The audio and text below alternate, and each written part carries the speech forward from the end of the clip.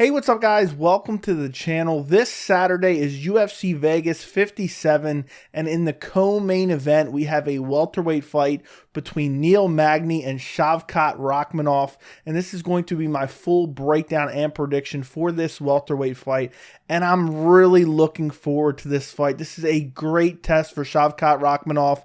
A lot of people, myself included, are very high on him, and Neil Magny is like the measuring stick of the welterweight division. If you can get by him, you'll do pretty well within the top 10. If you can't get by him, you know, chances are you're not going to be able to compete with the highest of high levels within the welterweight division. And this is kind of do or die for Neil Magny. I mean, he's been around forever. He's been super active, but he's just never been able to get over that hump and make his way to become a potential contender. So if you look at the tail of the tape for this fight, you have Neil Magny, who's currently ranked number 10 in the UFC official rankings. Shavkat Rakhmonov is ranked number 15. Magny is 34. Shavkat is 27. Magny is 6'3". Shavkat is 6'1". Magny has an 80-inch reach, and Shavkat has a 77-inch reach. So a little bit of a reach advantage and height advantage for Neil Magny, but a massive youth advantage for Shavkat Rakhmonov. Now, if you look at Neil Magny, he's been in the UFC since 2013. He's almost been in the UFC for 10 years, which is just absolutely insane. He has 26 pro wins in his pro MMA career, 16 by decision, 7 by knockout, 3 by submission. So Neil Magny is kind of a decision machine, and he's coming in on this fight on a 2-fight win streak. But he could arguably be on a 3-fight losing streak because his last fight against Max Griffin, this was in March of 2022, not that long ago, because Neil Magny has always been an active fighter. He could have lost this fight. He clearly won the third round. Max Griffin clearly won the first round. He dropped Neil Magny in the first round. The second round was very, very close and could have gone either way. It's not necessarily a robbery by any means, but Neil Magny could have easily lost this fight on the scorecards. The fight before that, Jeff Neal, that was in May of 2021. Another very close fight. Jeff Neal just not super active. Jeff Neal won the first round. Second round was very close.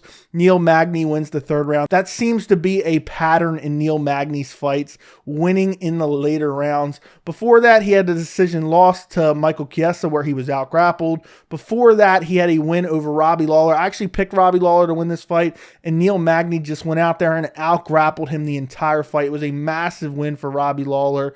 Before that, a win over Anthony Rocco Martin. Not that great of a win. Before that, a win over Li Jingliang, which was another win where he just went out there and out-grappled him and just put the pressure on him, used his stamina as a weapon in this fight, and was able to beat Li Jingliang. And before that was a KO loss to Santiago Ponzinibbio. But that's getting all the way back to 2018. So since 2018, Neil Magny has only lost 2 fights, which is just insane.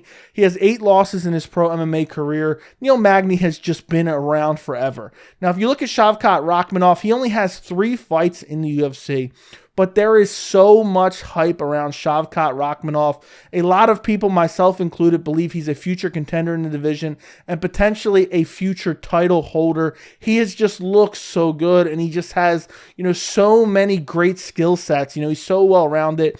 In his UFC debut, I mean, he came in and fought Alex Cowboy Oliveira, and in this fight, he looked very good in the striking department. Alex Oliveira was able to push him against the cage, control him against the cage. Alex Cowboy Oliveira goes for a takedown, and Shavkat Rakhmonov locks up a guillotine choke, chokes him out. The fight after that, he beat Michel Prazeres, and in this fight, he looked so good. He outstruck him in the first round, was landing some good shots on the feet. Prazeres tried to control him against the fence, but Rakhmonov did very well in the clinch, defended the takedowns, and in the second round, he lands a spinning wheel kick, and then he lands a nasty step-in knee, which he uses in a lot of his fights, eventually gets him on the ground and finishes him via rear naked choke after softening him up a little bit, gets a rear naked choke with 1 hook in, and Michel Prazeres is a known cheater and is massive, and he was on steroids, and Shavkat Rakhmonov made him look like he didn't even belong in there with him. His last fight was against Carlston Harris in February of this year, and I know a lot of people aren't super familiar with Carlston Harris, but this was a nice step up in competition for Shavkat. Carlston Harris has good wrestling, and he has nasty power in his hands, and Shavkat just looked incredible in this fight. He was landing the better shots. He ate a couple shots from Harris, but landed some nasty shots, landed a spinning kick to the body, and landed a spinning wheel kick on Harris as well, and a step-in knee to the body, and then eventually just finished him off with shots on the ground. Picture perfect, just picked every shot. You know, once he knocked him down, he was in his guard, had him stacked. He landed some picture perfect ground and pound and put him out cold. The referee steps in. And Shavkat Rakhmonov has 15 pro MMA fights, and he has not lost a single one. He is undefeated. He's only had 3 fights in the UFC, but every single fight he has finished. He has never been to a decision in his pro MMA career. He has 8 knockouts, 7 submissions, and Shavkat just looks like an incredible fighter. But again, we have a very small sample size, especially against elite level competition. So when I look at this fight, this is a fight of a veteran versus this new up-and-coming guy who a lot of people think is going to be a future title contender. But we've seen this story play out before, and we've seen guys get exposed. You know, Corey Anderson, Johnny Walker. A lot of people thought Johnny Walker was going to blow through Corey Anderson. Look what happened in that fight. And this has happened many of times. But this is a sport where the young tend to eat the old. And Neil Magny, 34 years old, is it finally his time to kind of pass that torch off to Shavkat Rakhmonov? When I look at paths to victory for Neil Magny, I think he has to push Shavkat against the cage, control him there, land some clinch work, and eventually eke out a decision. When I look at Shavkat, he's just so dynamic, has so many, you know, elite skill sets that I think he can win this fight anywhere. I think he can submit Neil Magny. I think he can out-grapple Neil Magny. I think he can knock Neil Magny out on the feet. I just think he has such a variety of attacks. And that's why, but the other thing is, Neil Magny is so durable. So I could see Shavkat winning a decision as well. But I am going to go Shavkat Rakhmonov, 2nd round TKO. I'm curious how Shavkat's stamina holds up in this fight if the fight does go long, because we've never really seen him go long, especially not against a guy the caliber of Neil Magny. And Neil Magny, the later the fight goes, you know, he tends to come on strong. He's shown it over the course of his career. Every single time out, it seems like Neil Magny is winning 3rd rounds. But I believe Neil Magny is going to have to be able to win the grappling exchanges in this fight, and I don't think that's going to happen. I am going to go Shavkat Rakhmonov via 2nd round TKO. I just think it's time. Neil Magny's getting up there in age. Shavkat just looks so elite.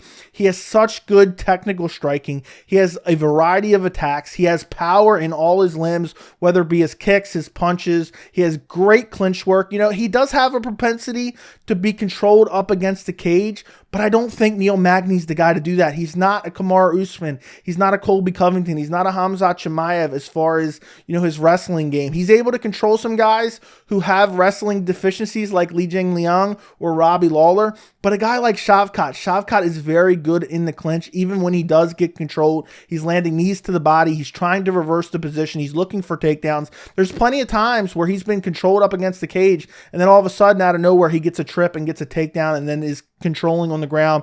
Shavkat is just so well-rounded everywhere, and I know Neil Magny is too, but I think all of these categories, Shavkat just surpasses him. The only one I'm not sure is stamina. I think Shavkat is the better striker. I think Shavkat has more power. I think Shavkat is the better grappler. I think Shavkat has better submission skills and jiu-jitsu skills.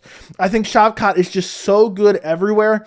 I have a hard time believing that Neil Magny is going to be able to defeat him. You know, I just don't see a path to victory outside of a decision win. Shavkat has aced some shots. He's shown a great chin, and he hasn't taken a lot of damage throughout his career. So I just don't know. And Neil Magny is a decision machine. He's not a guy that's going out there and knocking guys dead. I think this is going to be a showcase performance for Shavkat Rakhmonov. I just think he's better everywhere. And I think Neil Magny is going to try to come out, try to out-grapple him, try to take him down, control him on the ground, try to control him against the cage. But Shavkat, I just think he's younger, he's faster, he has more of a variety of attacks, he has power. The only question mark is the stamina, but I don't think that's going to be an issue in this fight. I think Shavkat is going to be super smart. I think he's going to pick his shots. And also, Shavkat has a killer instinct. If he gets you hurt, he will swarm you and look for the finish. You know, he has a high fight IQ, and he's just so good everywhere. You really can't pick a weakness out when you look at Shavkat's game. And Neil Magny, you know, he's able to out-grapple some guys that have the deficiencies in the grappling game. He's not the greatest striker, and his striking has not evolved in years. Neil Magny's been around forever, and his striking has just been what it's been forever. He's out grappling guys like Robbie Lawler and Li Jingliang, but I don't think he has the ability to out grapple a guy like Shavkat Rakhmonov. I believe Shavkat will win in the clinch. I believe Shavkat will be better on the ground. I believe Shavkat has the more technical striking. I believe he has the better jiu-jitsu, and I just think he's going to land on Neil Magny, get a feel for the fight, kind of start picking him apart, and eventually he's going to clip Neil Magny, I'll say with a punch, hurt him badly, follow up with the step-in knee, follow him to the ground and finish him off. And even if he's not able to finish him off with ground and pound, Shavkat has great jiu-jitsu, great submissions. I believe if the opportunity presents itself, Shavkat Rakhmonov will snatch up a submission on Neil Magny, and I really believe that Shavkat is the future of the welterweight division, and this will be the fight. Right now, he has decent wins. Carlston Harris is a decent win. Alex Cowboy Oliveira is a decent win, but if he can beat the number 10 ranked guy in Neil Magny, and shout out to Neil Magny, this guy is always taking tough fights, but if Shavkat can go out there and put on a showcase performance that I think he will, and finish Neil Magny impressively in the second round to get his 16th win by stoppage, I think Shavkat will be in a massive fight next. I think he'll have to fight someone, probably in that top 5. And, a lot of people are speculating we might see Khamzat Chimaev versus Shavkat Rakhmonov 2023, 2024 for a title. That's how high people are on Shavkat. And I think this is the fight where he truly proves it. This is a great step up in competition. Neil Magny's the best fighter he's ever fought. And if he goes out there and wins as impressively as I think he will, we'll be seeing him at the top of the division for quite a while. So let me know what you guys think in the comments. Also, you can let me know what you think on Twitter. Follow me on Twitter and Instagram at MMA Joey C. Thank you so much for watching this prediction video, and I'll see you in the next video.